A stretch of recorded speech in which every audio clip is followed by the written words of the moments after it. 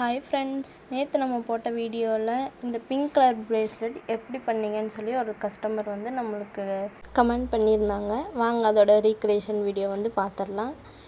இந்த பிங்க் கலருக்கு பதிலாக நான் வந்து பிளாக் அண்ட் ஒயிட் எடுத்துக்கிட்டேன். தேவையான திங்ஸ் எல்லாமே நான் வீடியோவில் காமிச்சிருக்க மாதிரி எல்லாமே எடுத்துக்கோங்க. சிசர் மட்டும் நான் மிஸ் பண்ணிட்டேன், சிசர் எடுத்துக்கோங்க. எலாஸ்டிக் வந்து 0.8 எடுத்துக்கோங்க. அதான் நல்லா ஸ்ட்ராங்காக இருக்கும். அதை வந்து கொஞ்சம் நல்லா இழுத்திங்க அப்படின்னா அது ரொம்ப டைட்டாக இருக்கும். அதை இழுத்திங்க அப்படின்னா கொஞ்சம் லூஸாக இருக்கும். நம்மளுக்கு கோர்க்கவும் அது ஈஸியாக இருக்கும்.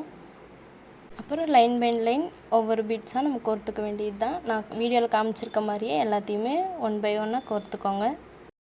கோர்த்துட்டு அதில் எத்தனை பீட்ஸ் இருக்குதுன்னு கவுண்ட் பண்ணிக்கோங்க. ஏன்னா கஸ்டமரோட சைஸுக்கு தான் நம்ம பண்ணணும். நான் வந்து இப்போ என்னோடய சைஸுக்கு தான் பண்ணியிருக்கேன். அப்புறம் எண்டு நாட் வந்து எப்பவும் போல் தான் உங்களுக்கே தெரியும். சப்போஸ் தெரில அப்படிங்கிறவங்க இந்த வீடியோ பார்த்து கற்றுக்கோங்க. இன்னும் டீட்டெயிலாக வேணும்னா சொல்லுங்கள், நான் வீடியோ அப்லோட் பண்ணுறேன்.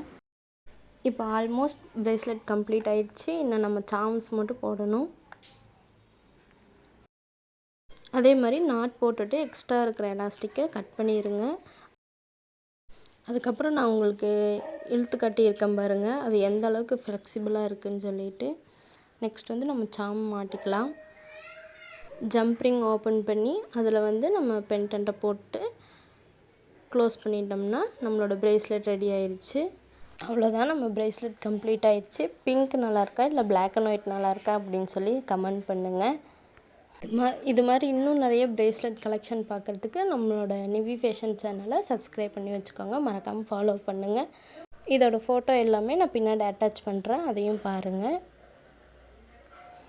தேங்க்ஸ் ஃபார் வாட்சிங்.